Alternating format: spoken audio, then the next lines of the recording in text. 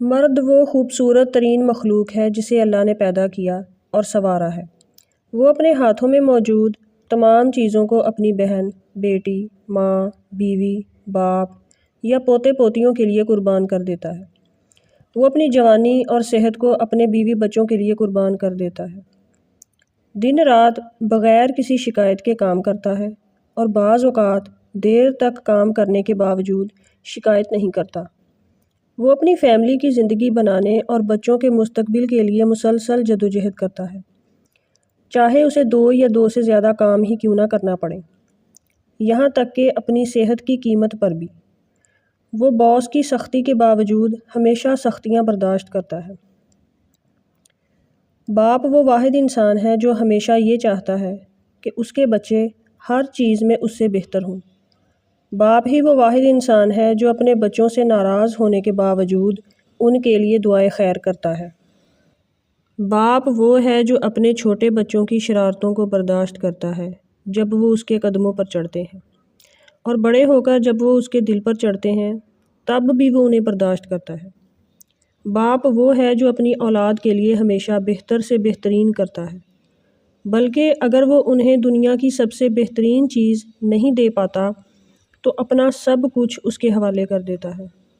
باپ وہ ہے جو اپنے بچے کے مطالبے پر انہیں آسمان سے ستارے لانے کی خواہش رکھتا ہے۔ اگر ماں اپنے بچے کو 9 ماہ پیٹ میں رکھتی ہے تو باپ اپنی پوری زندگی اپنے بچوں کو اپنے دل، دماغ اور خیالات میں رکھتا ہے۔ دنیا بھر میں ہر چیز بہتر ہے اگر گھر کا سربراہ بہتر ہے۔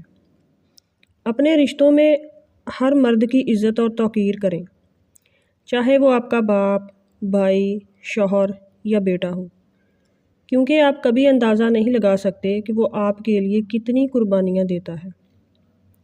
یہ اللہ کی عطا کردہ ایک عظیم نعمت ہے، اس کی قدر کیجیے اور ان کی قربانیوں کا اعتراف ان کی زندگی میں کیجیے تاکہ وہ خوشی محسوس کر سکیں۔